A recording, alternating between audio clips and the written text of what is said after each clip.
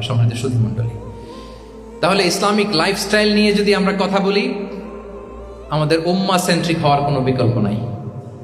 আমি যদি পুরো আলোচনার সামারি করি, তাহলে বলতে হবে, শুরুতে আমি যেটা বলেছিলাম যে এখানে পিক অ্যান্ড চুজ করে ইসলামিক লাইফস্টাইল অ্যাডাপ্ট করার আমাদের কোনো সুযোগ মনে আছে? যে কথা দিয়ে শুরু করেছিলাম, পিক অ্যান্ড চুজ করা যাবে মন মতো না, পুরোটাই মানতে হবে। এবং মোস্ট লাইকলি 8টা core values of Islamic lifestyle আমি আপনাদের সাথে শেয়ার করেছি। একটু যদি রিকল করি, 1 নম্বরে কি বলেছিলাম বলেন তো? হালাল মেনটেন করতে হবে, হারামের সাথে আমাদের কোনো সম্পর্ক। 2 নম্বরে প্রোডাক্টিভিটি। 3 নম্বরে ফিতরা বেসড লাইফস্টাইল হতে হবে। 4 নম্বরে মডেস্টি। 5 নম্বরে হতাশ হওয়া যাবে না, মনকে তুমি বুঝিয়ে বলো আল্লাহ আছেন আমার সাথে, অপটিমিজম।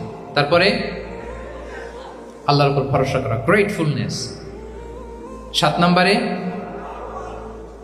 কোনো কিছু না করে,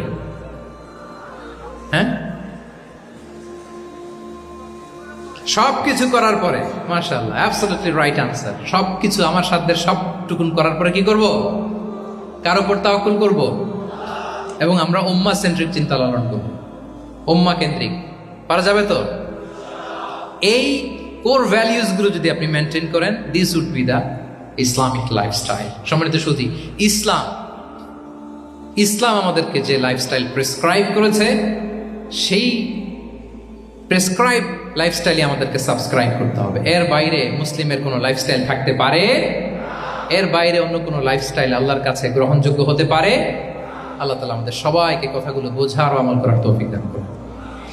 সম্মানিত সুধী মণ্ডলী, আমি আবারও পাঠশালাকে শুকরিয়া জানাই, বিশ্ববিদ্যালয় কর্তৃপক্ষকে শুকরিয়া জানাই, এবং দীর্ঘ 1 ঘন্টারও বেশি সময় ধরে আপনারা যারা এই লম্বা আধুনিক যুগে ইসলামিক লাইফস্টাইল শিরোনামের এই সেমিনারে অংশগ্রহণ করলেন, আপনাদের সবাইকে আবারও প্রাণ ঢালার শুভেচ্ছা এবং অভিনন্দন জানিয়ে আমার আলোচনা এখানে আমি শেষ করছি।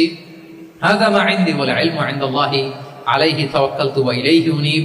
ওয়াসসালামু আলাইকুম ওয়া রাহমাতুল্লাহি ওয়া বারাকাতুহু।